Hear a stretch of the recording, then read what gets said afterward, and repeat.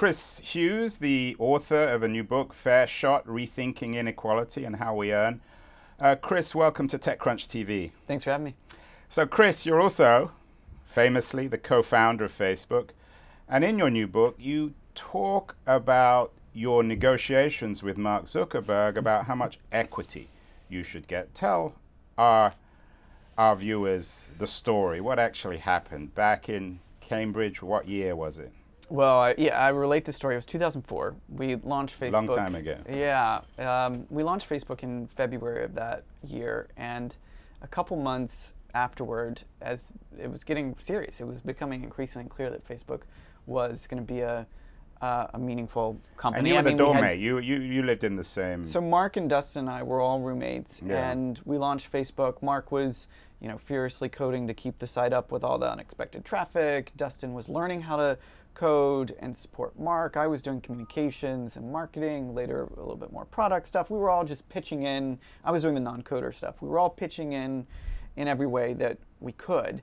But one night, Mark and I had been chatting on AOL Instant Messenger, which was how you chatted in those On the other days. side of the room, or were you actually... Occasionally. That particular night, we were in different locations. But we went for a walk, and it happened to be pouring rain, and he didn't have an umbrella or a hoodie. I had an umbrella. I thought he always wore a hoodie.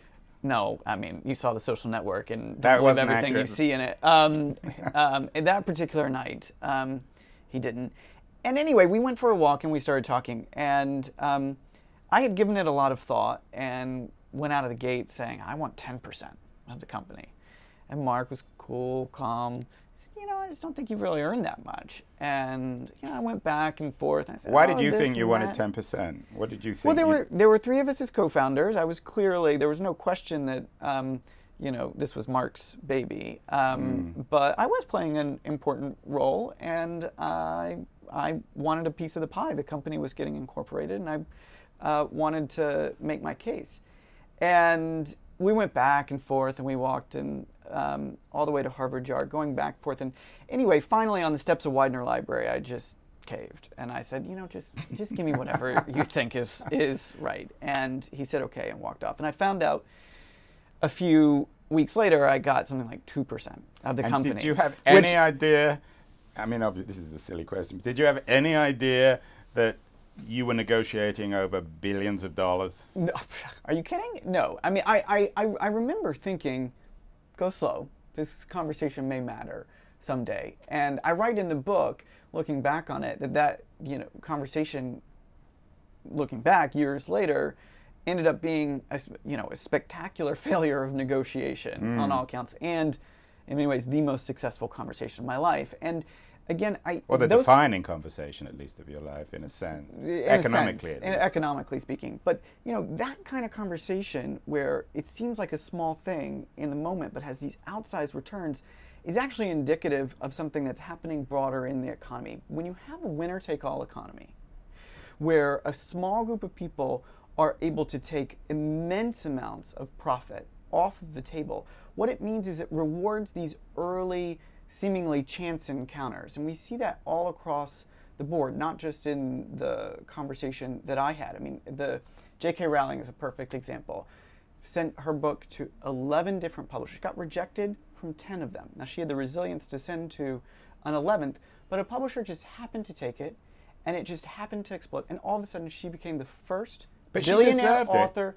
Absolutely, and that's the point, is that so often we think, well, either people work and deserve it, or they're over here and they're lucky.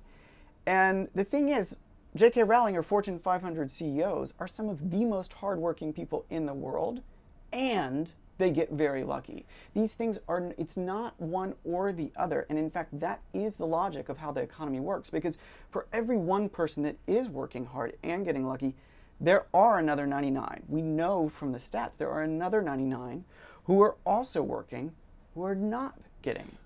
In retrospect, when you think back to that negotiation, shouldn't, especially with your kind of labor organizer, if not background interest, shouldn't you and Dustin have collectively negotiated with Mark? And shouldn't have Dustin been along on that walk in Harvard Yard? There are a lot of should-haves that would go. What other should-haves? The long list of things that we should have done better. Did you talk to Dustin? Or what are you getting? And blah blah blah. No, we didn't. It was. You know, I think it's like a lot of founders who don't have a lot of experience, who find it a little uncomfortable to talk about equity and money and structuring the company. I think this has changed a lot as the culture has changed, and there are more entrepreneurs, more early stage. There's documentation that's easier to understand. You know, it has changed and become a little bit easier for people to talk about it. But it was taboo, and I think it was taboo. But I also think the more taboo it is, the harder it is for people like myself who had no idea how these companies were incorporated, didn't even know what a stock option was. I mean, Mark knew, right? He was pretty smart. Well, I think we were all pretty smart, but I think he had more experience with... I mean, he was the one who put the company together. He was the one negotiating. He was the one deciding how much you got. He certainly had a more natural acumen for business than I did. Or I mean, look, he runs a $500 billion company now, and that's not coincidence. I think there are also a lot of other people who have business acumen who aren't in seats like that. But there's no question that he had more appetite for that. You said to me earlier that the movie The Social Network was inaccurate in terms of portraying those early days of Facebook. Why? What was it really like in that dorm room? Well, I mean, it's been a few years now, but since I've seen it. But you know, when I saw the movie at first, it was just like, where are they getting this stuff? And so it was pure Hollywood. I mean, there was sex in the bathrooms. Our dorm room looked like a luxury. So you never had sex in the bathroom? I certainly didn't. I don't know if anybody else did.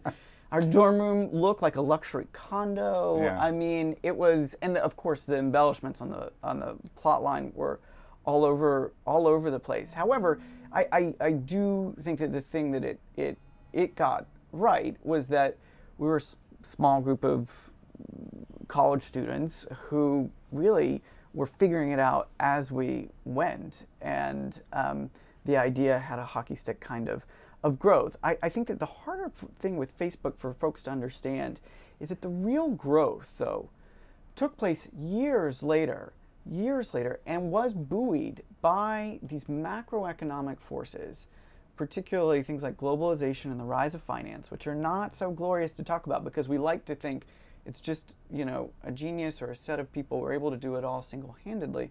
But without smartphones, Facebook wouldn't be a $500 billion company. Those exist because of trade agreements.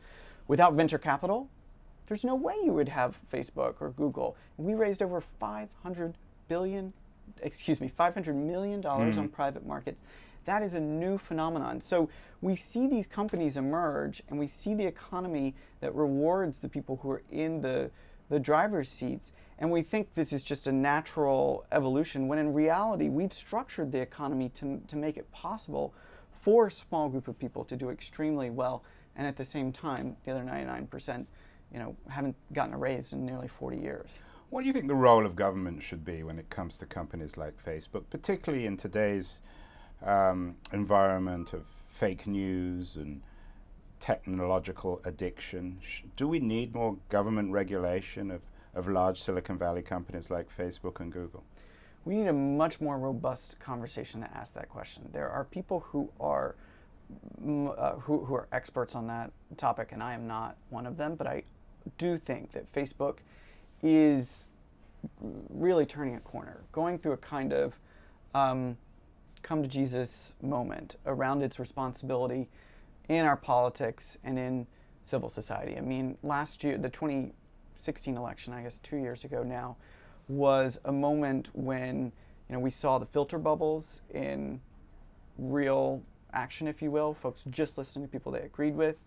Russian actors were using Facebook and other platforms, but particularly Facebook, to try to sway the election. We saw the explosion of fake news. I mean, there's a responsibility that I think Facebook and social media companies have to work to counteract some of these problems. And I think that there's a new embrace of that responsibility. I mean, Mark has been the first person to say that is his primary focus in the year ahead. But it's going to take a lot of work. Well, Mark, and obviously you probably don't know him as well as anyone, but you spent a lot of time with him. You saw him in this formative period at Facebook.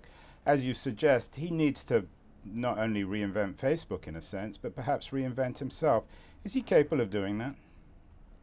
Well, I think he is very focused on making sure that Facebook is a force for good in the world, on balance. And I think there are real questions about, is Facebook, or has Facebook over the past decade been, by making the world more open and connected, made it a better place? And that's a big question. I think on balance it has. However, I don't think it necessarily will in the future unless it is, this responsibility that I'm talking about to really understand how to make sure that our politics is not corrosive. I mean, I think you see in the shift from the mission of the company, from supporting a world that's more open and connected, to bringing people closer together, a real shift in Mark's thinking and in the leadership of the whole company that embraces a sense of responsibility that Facebook has to improve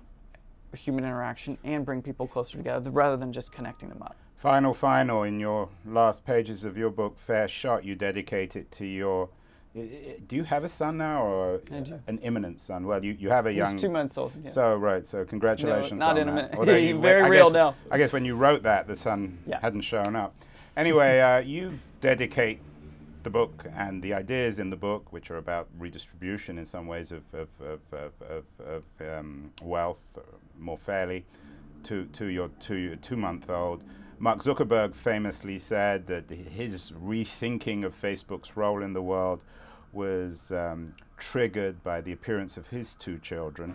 Do you think young, successful tech entrepreneurs need to have kids before they become responsible? That is. I think everybody's got to figure that out for themselves. I'm, a new parent at 34, and but it's clearly made you feel even more responsible for the future of the world. I mean, I think that when you start a family, you inevitably think about what is the world that your son or daughter is going to inherit in 20 years, 30 years, 40 years. What is your responsibility to make it better? I was thinking about that, and I think Mark and a lot of other folks are thinking about that before having families. But there's no question that it puts an emphasis on a longer term outlook. And for me, I write the book specifically because I'm trying to make the case that people who are part of the 1%, who are very fortunate, owe to one another to not pull up the ladder behind them. That's something that my parents taught. That's who the book is dedicated to. And it's something I want to teach my son, not because it's just the right thing to do, the moral thing to do, but because it's also what I think we need to do to make sure our country and our country stays together and the American dream stays alive.